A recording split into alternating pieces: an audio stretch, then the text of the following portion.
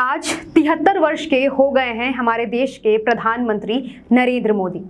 इस मौके पर हम आपके लिए पीएम मोदी के जीवन और राजनीतिक सफर से जुड़ी खास पेशकश लेकर आए हैं। हमारे देश के लोकप्रिय प्रधानमंत्री के जन्मदिन के इस अवसर पर हम आपको बताने जा रहे हैं उनके जीवन से जुड़ी कुछ ऐसी रोचक बातें जिन बातों को जानने की उत्सुकता देश के लगभग हर व्यक्ति को है। अगर हमसे कहा जाए कि आपको रोज काम करना है और चाहे कुछ भी हो जाए छुट्टी नहीं लेनी, तो हम कभी भी ऐसा काम करेंगे नहीं। पर क्या आप जानते हैं कि प्रधानमंत्री बनने के कार्यकाल में अभी तक लगातार बिना किसी छुट्टी के काम किया है प्रधानमंत्री नरेंद्र मोदी ने।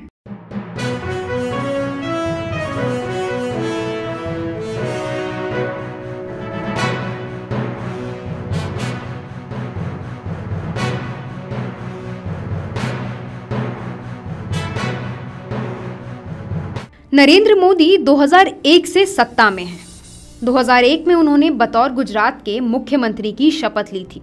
नरेंद्र दामोदर दास मोदी ईश्वरना नामे सौगंध लઉં છું ईश्वरना नामे सौगंध લઉં છું કે કાયદાથી સ્થાપિત ભારતના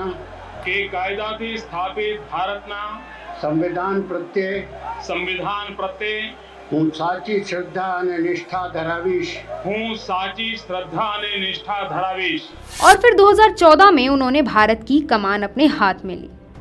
प्रधानमंत्री मोदी हमारे देश के लिए तो प्रधान सेवक हैं ही, जैसा वो कहलाना पसंद करते हैं, पर विदेशों में अब वो एक ब्रांड की तरह है जिसका इस्तेमाल आए दिन कोई ना कोई नेता करते ही रहता है। जैसे 2016 में डोनाल्ड ट्रंप ने यूएस इलेक्शंस के दौरान भाजपा के स्लोगन जैसा ही अब की बार ट्रंप सरकार का इस्तेमाल किया था। अब की बार ट्रंप सरकार। फिर 2019 में इजराइल इलेक्शन में वहां के तत्कालीन प्रधानमंत्री बेंजामिन नेतन्याहू ने अपनी एडवर्टीजमेंट पोस्टर में प्रधानमंत्री मोदी के साथ तस्वीर डाली थी।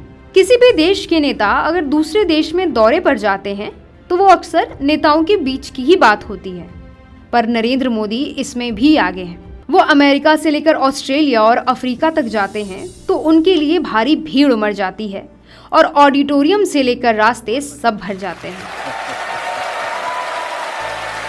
ऐसे विश्व भर में प्रसिद्ध हमारे प्रधानमंत्री के अगर जीवन की और रोचक बातें जाने तो आपको बता दें कि उनके प्रधानमंत्री बनने की पहले से ही भविष्यवाणी कर दी गई थी। जो भविष्यवाणी करी थी धीरूभाई अंबानी ने, जो बिल्कुल सही साबित हुई थी। अब हम आपको बताते हैं उस शख्स के बारे में जिसे मोदी अपना बेस्ट फ्रेंड बताते हैं। प्रधानमंत्री ने अपने एक इंटरव्यू में बताया था जब वह एक आरएसएस के कार्यकर्ता थे तब वहां उनकी मुलाकात लक्ष्मण राव नामदार से हुई थी, जिन्हें सभी लोग वकील साहब कहकर बुलाते थे।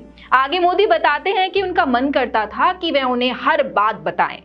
अब वह इस दुनिया में नहीं रहे, पर प्रधानमंत्री ने उनके व्यक्तित्व को जिंदा रखने के लिए उन पर एक किताब लिखी है। आगे प्रधानमंत्री ने ये भी बताया कि आज भी उनकी जिंदगी में एक शख्स है जिसे वह सब कुछ बताते हैं और उनका कहना है कि ऐसा व्यक्ति सभी की जिंदगी में होना चाहिए। खैर, आपको बता दें कि उस शख्स का उन्होंने नाम तो नहीं बताया है। अक्सर हमें देखने को मिलता था कि जब जब प्रधानमंत्री अपनी मां हीराबेन से मिलने जाते थे तो हर बार उनकी मां उन्हें पैसे दिया करती थी। जब मोदी से इस बारे में पूछा गया कि आप उन पैसों का क्या करते हैं तो वह बताते हैं कि उनकी मां उन्हें ज्यादा से ज्यादा 11 रुपए देती थी, जिनको खर्च कहाँ किया है उन्होंने ये तो उन्हें याद नहीं था।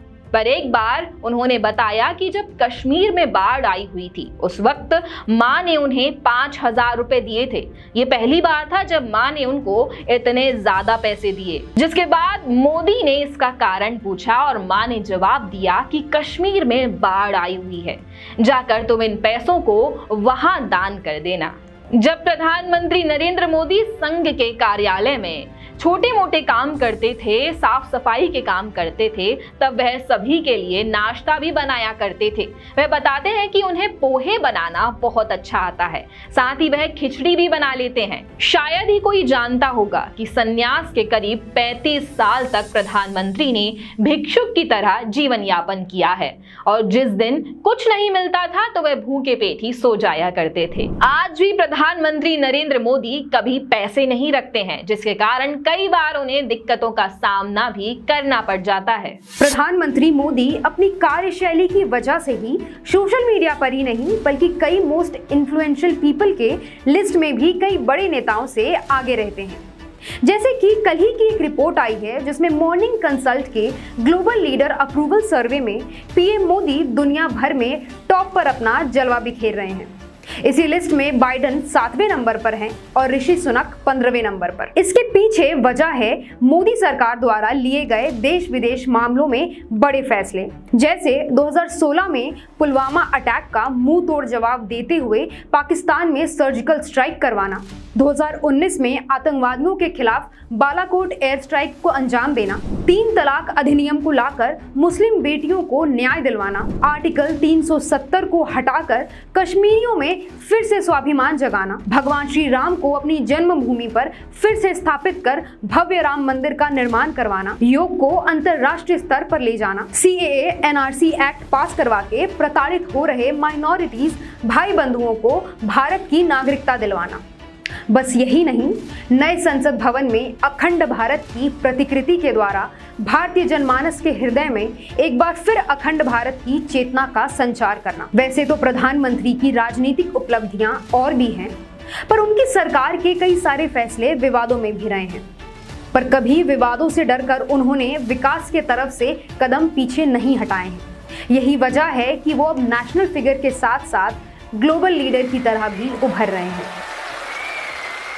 प्रधानमंत्री नरेंद्र मोदी हर वर्ष की तरह इस वर्ष भी कुछ जनहित के कार्य करके ही अपना जन्म दिवस मनाने वाले हैं।